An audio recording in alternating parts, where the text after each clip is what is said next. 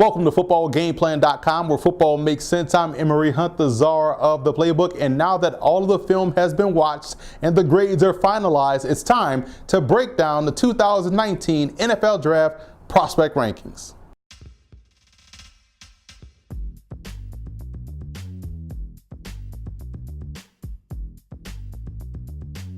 Before we dive into the prospect rankings video, let's take a look at how we go about grading these guys on film. For the skill positions, we take a look at a prospect's best and worst games statistically and the best matchup before we finalize his film grade. And from there, the player is assigned a grade on a 100-point scale. We don't believe in the term backup per se. If you're in the NFL, you're one of the best players at your position, so we consider you a starter in waiting, or at least that's how I would look at it if I'm a GM or a head coach. So without further ado, let's dive into the video with our number one graded prospect at the position.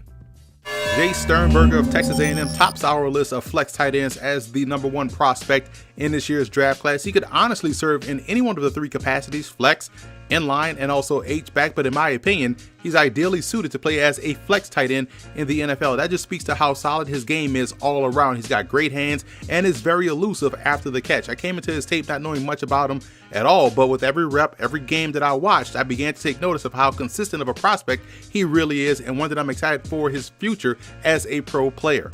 Looking at the rest of the top 10, and I'm as big of a fan of Notre Dame's tight end Alize Mack as I am of Sternberger. Mack was a highly touted high school recruit that shows good pride and effort as a blocker. He has fantastic athleticism that allows him the opportunity to win more times than not in contested situations. Alex Savard out of the University of Laval is cut from the same cloth as Tampa Bay Bucks tight end Anthony Ucla. I came away impressed with his game at the East-West Bowl back in May up in Quebec City. Very good savvy as a route runner and is very comfortable out there in space.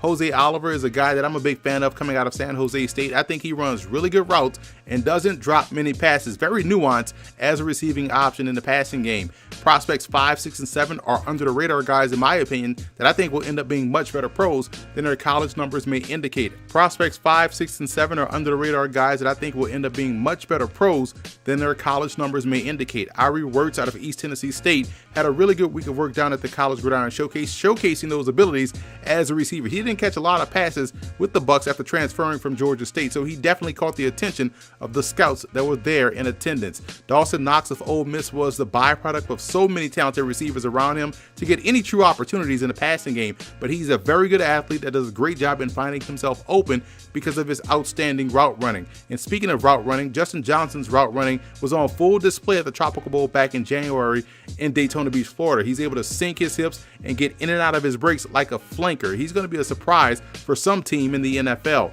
Both Donald Parham out of Stetson and Isaiah Searwright out of Fordham are a couple of FCS prospects that have generated a lot of buzz in the scouting community. Searwright is yet another strong prospect at that position coming from Fordham. You have to credit tight end coach Ian Pace for the job he's done in developing these guys into pro talents. Searwright has above average acceleration to threaten deep down the field. And rounding out our list is UCLA tight end Caleb Wilson, who was at the recent Senior Bowl. He has soft hands like a wide receiver, and I think that'll be his calling card initially as a rookie, serving as a team's pseudo fourth receiver while he continues to develop his game in other areas.